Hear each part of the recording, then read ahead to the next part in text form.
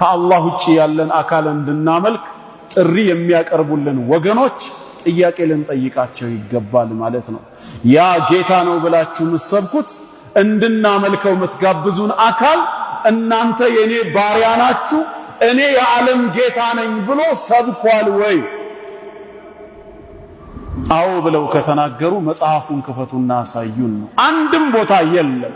ከሌለ እናንተ ባሮቼ ናችሁ ካላለን ወይ እኔ የዓለም ጌታ ነኝ ብሎ ካላስተዋወቀ በምን መልኩ ነው የምንገዛው ታዲያ? እሱ አላህንማ የምናመልክበት አንዱ ምክንያት እርሱ የዓለማት ጌታ ነው፣ እኛ የእርሱ ባሮች ነን፣ ባሮቼ ሆይ ተገዙኝ ስላለ ነው። ይሄ አንደኛው ምክንያታችን ነው። አምላክ ነኝ ያለበት አለ ወይ ምናምን ሲሉ ይሄ የምስኪንነት ጥያቄ ነው። ምክንያቱም ስጋ የለበሰውን አምላክ ነው ብሎ እንዳይቀበሉ ህሊናቸው ስለተቆለፈ አልዝም ብሎ የሌለ ጥያቄ እንዲጠይቁ ያደርጋቸዋል። በአይሁድ ዘንድ ተቆልፎ የነበረው መቆለፍ አሁንም በሌሎች ዘንድ ተቆልፎ ይታያል። ለምሳሌ ወንጌል አምላክን የማስታወቂያ ትምህርት ነው። ዮሐንስ ወንጌል ምዕራፍ 10 እኮ ምን ይላል? እኔ መልካም እረኛ ነኝ አለ። ምን ማለት ነው ይሄ? ማለት እኔ ነኝ እያለ እኮ ነው ያለው። የምጠብቃችሁ እኔ ነኝ፣ መልካም እረኛ ነኝ አለ። በቃ ነፍሴን ላኖራ ስልጣን አለኝ፣ ላስነሳትም ስልጣን አለኝ ማለት እኮ አምላክነት ነው። ሌላ ምን ፈለጉ? በዮሐንስ ወንጌል ምዕራፍ 8 ከአብርሃም በፊት እኔ ነበር።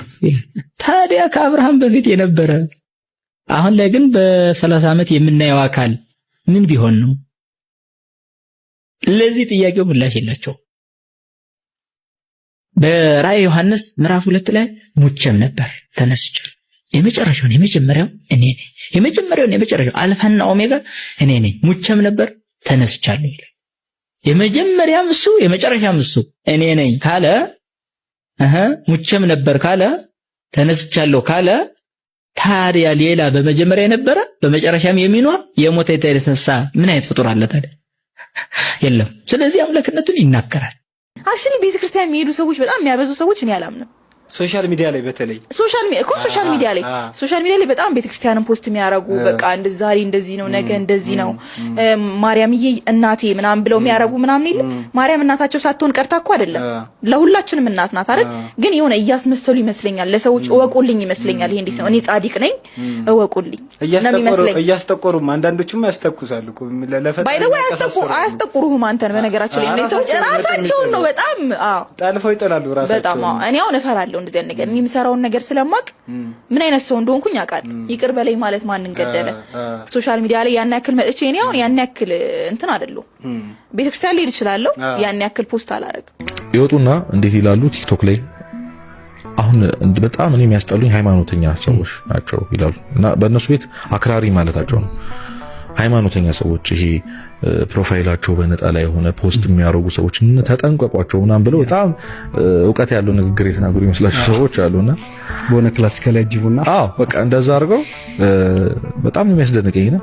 ይሄ ባይዘ ዲፊን ሜካኒዝም ይባላል። አሁን ሳይኮሎጂ ላይ በቃ አንተ ራስን መውቀስ ስለማትፈልግ ያለ ብቸኛ አማራጭ ሌላውን መውቀስ ማድረግ የማትችለውን ነገር የሚያደርግብህን ሰው ማለት ነው። ምንስ ቢሆን እንደው አሁን ዘፈን እየፖሰተ እየደነሰ እየጨፈረ ከሚፖስት ሰው እያስመሰለ እንኳን የእግዚአብሔርን ቃል የሚፖስት ሰው አይሻልም? ምክንያቱም በዛ ሰው ማን እንደሚልን አይታወቅም። በአንተ ምክንያት ደግሞ ሰው ከዳን አንተ ትድናለህ። በነገራችን ላይ ይሄ ደግሞ የመጽሐፍ ቅዱስ ቃል እኛ የምናገለግልበት የአገልግሎት ፕሪንሲፕላችን ሁሉ እንደምናገረው የያዕቆብ መልእክት ምዕራፍ 5 ቁጥር 19 ላይ ወንድሞች ሆይ ኃጢአተኛውን ብትመልሱ ይላል ከኃጢአቱ ነፍስህን እንደምታድን የኃጢአትን ብዛት እንደምትሸፍን እወቅ ይላል። አንድ ሰው በአንተ ምክንያት ከኃጢአቱ ሲመለስ አንተ ነፍስህን ታድናለህ። ከዛ የኃጢአትህ ብዛት ይሸፈንልሃል።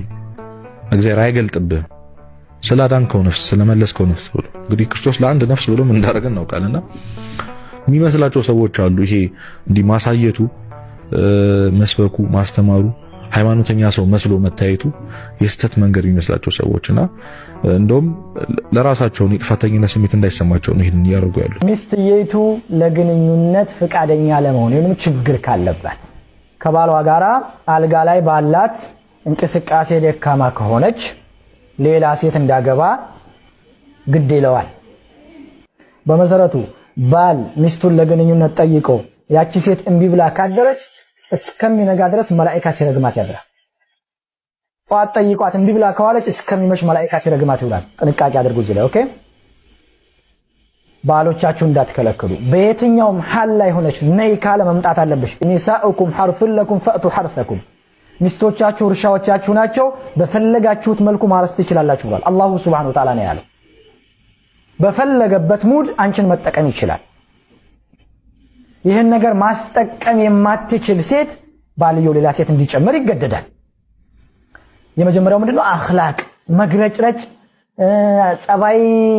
በቃ አንዳንድ ሴቶች ማሻአላህ ጸባይ ሸጋ አሉ። ያልካቸውን እሺ እንዳርግሽ ብዙ ሴቶች አሉ።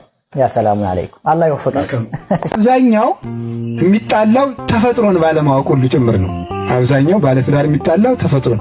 አንድ ሰው ከማግባቱ በፊት ሴት ምን እንደሆነች ባል ወንድ ምን እንደሆነ ማወቅ አለበት። ታውቃላችሁ አይደል? አሁን ሴት ለምሳሌ የተፈጥሮ ግዳጅ አለባት፣ በወር የለባትም። በዚያ ጊዜ ሴቶች ያማቸዋል፣ ጠባያቸው ሁሉ ይከፋል።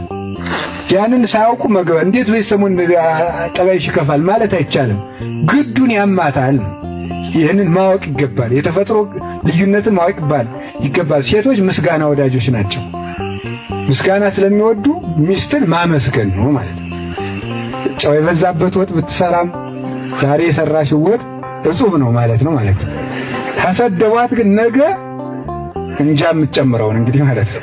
አጉል ነው። ስለዚህ ምንድነው ሴቶች ምስጋና ስለሚወዱ ማመስገን።